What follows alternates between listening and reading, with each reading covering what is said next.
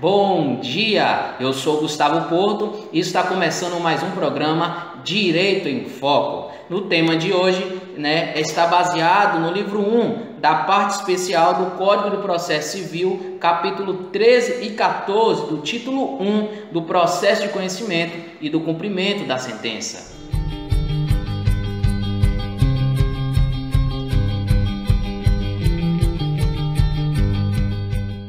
Lembrando que o nosso programa está sendo transmitido em nossas redes sociais, em especial o nosso canal no YouTube Direito em Foco. E para iniciarmos o nosso programa, nós convidamos ele que é formado em Direito pela Faculdade Pitágoras, especializado em Direito Processual Civil e também leciona aqui no campus 1 de Teixeira de Freitas, na Faculdade Pitágoras. Doutor Sandro, mais uma vez, muito obrigado por ter aceitado o nosso convite. É uma grande honra para todos nós do Direito em Foco tê-lo aqui conosco. Lembrando que o nosso programa está sendo transmitido por nossas redes sociais, o nosso canal no YouTube Direito em Foco e o nosso Twitter, @Direito em Foco. Doutor Sandro, nós já temos aqui uma das perguntas dos nossos internautas que estão acompanhando o nosso programa ao vivo pelas redes sociais. A pergunta vem do Twitter de Matheus Ribeiro, do 4º período de Direito da Faculdade Pitágoras de Teixeira de Freitas. E a pergunta é o seguinte: Doutor Sandro, o juiz pode alterar a sentença após ela ser publicada? A priori não. Obrigado, Matheus, pela pergunta. A priori não, porque a sentença ela só vai poder ser corrigida quando ela tiver uma inexatidão de sentença ou um erro de cálculo. Ou então se você entrar com recurso para um embargo de declaração. Nesses três pré-requisitos, que vai poder ser feita essa alteração na sentença. Doutor Sandro, muitos acadêmicos de Direito têm muitas dificuldades acerca da seção 2 da parte especial do título 1 do processo de conhecimento.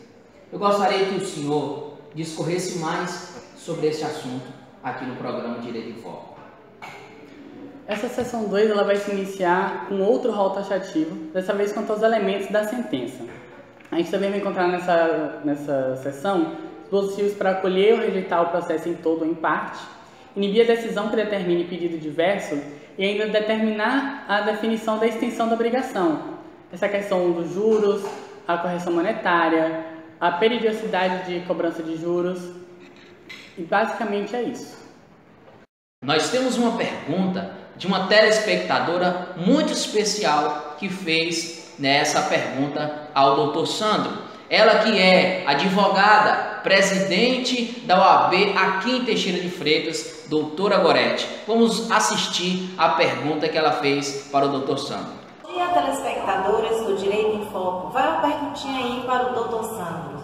Nos termos do novo CPC, remessa necessária é modalidade recursal? Doutora Gorete, mais uma vez, meu muito obrigado em nome de todos aqui do programa Direito em Foco. Estamos lisonjeados por sua pergunta e a sua participação neste programa. Doutor Sandro está agora com a palavra para responder a pergunta e dar continuidade à sessão 3. Muito obrigado, doutora Gorete, pela pergunta. É uma honra responder uma pergunta da senhora.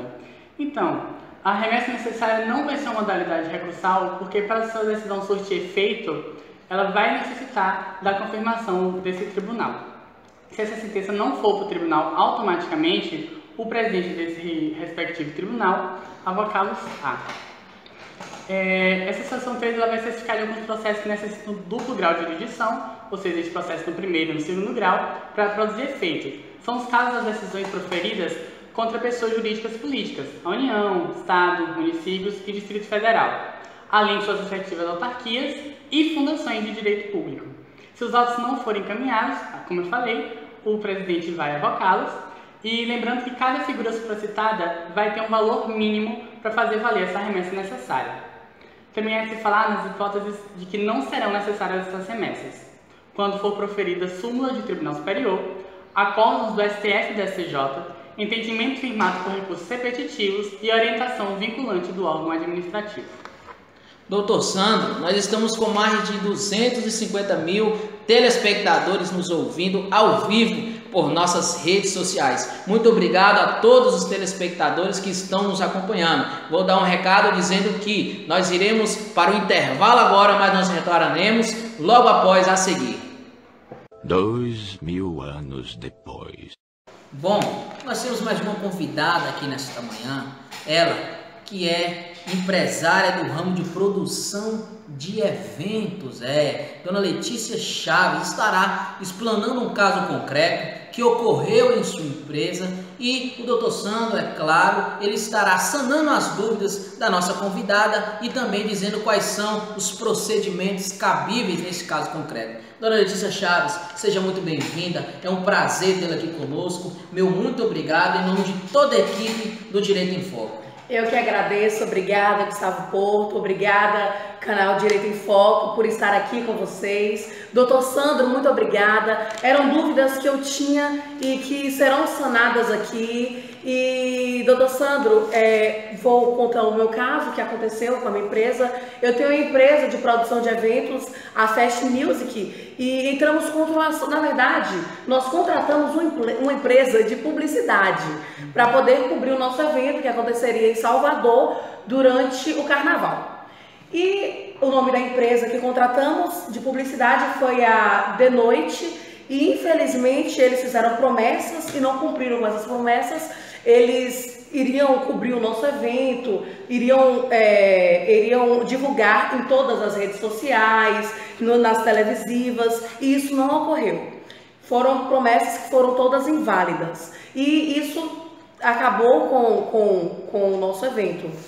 Ficamos muito decepcionados e não sabíamos o que fazer. Então o Gustavo Porto me convidou e graças ao Dr. Sandro eu estou aqui tirando as minhas dúvidas. E depois de 15 dias que ocorreu isso, a empresa De Noite foi notificada, notificamos a empresa e passando mais 15 dias, a Fast Music, que é a minha empresa, ingressou com uma ação judicial com o pedido de obrigação de fazer, incluindo o pedido de urgência e apenas seria de 5 mil por dia, iriam estar decorrendo por causa da multa. E eu não sei, na verdade, o que fazer. Bom, doutor Sandro, um caso um pouco complexo, né? Então, o senhor está com a palavra para discorrer aí esse assunto e sanar as dúvidas da nossa convidada. Ok. Bom, esse é um caso bem extenso, bem complexo, como o Gustavo falou. Primeiro, você entrou com a ação de fazer. Sim.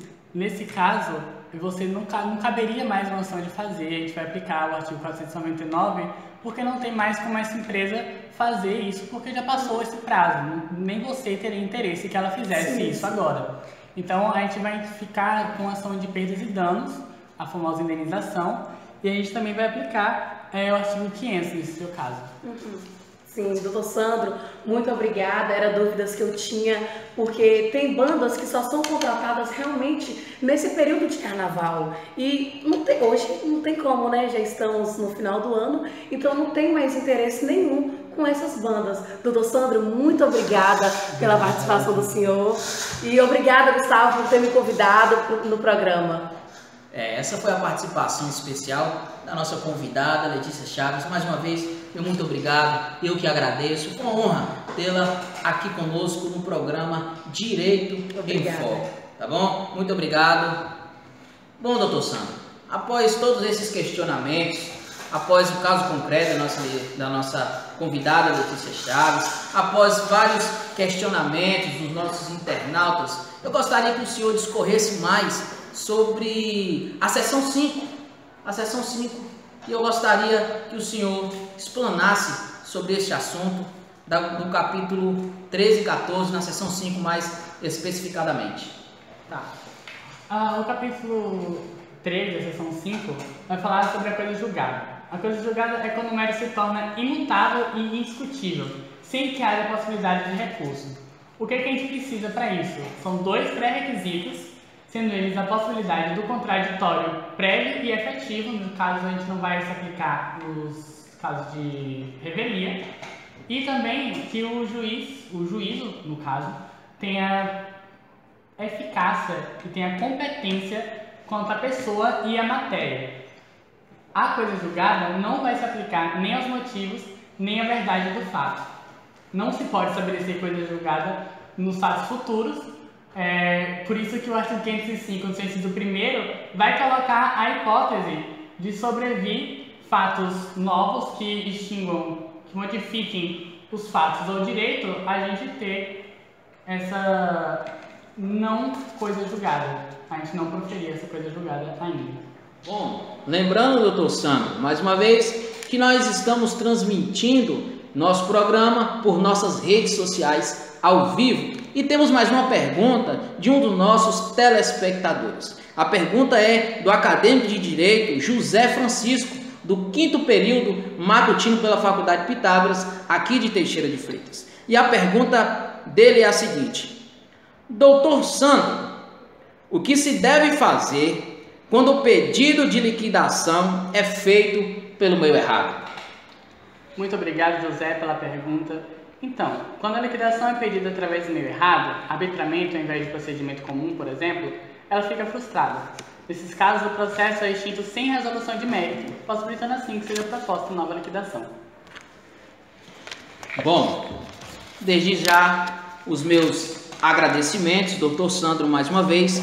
Obrigado por ter aceito o convite, do nosso programa. E eu quero também agradecer a participação da nossa outra convidada, Letícia, agradecer também a pergunta e a participação da doutora Goretti, que é a presidente da OAB aqui de Teixeira de Freitas, agradecer a todos os internautas que fizeram suas perguntas, a todos os telespectadores que nos ouviram, nos acompanharam na manhã de hoje. Estou muito agradecido em nome de todo o programa Direito em Foco, e este foi mais um programa. Eu sou Gustavo Porto e nós retornaremos na próxima segunda-feira pela manhã.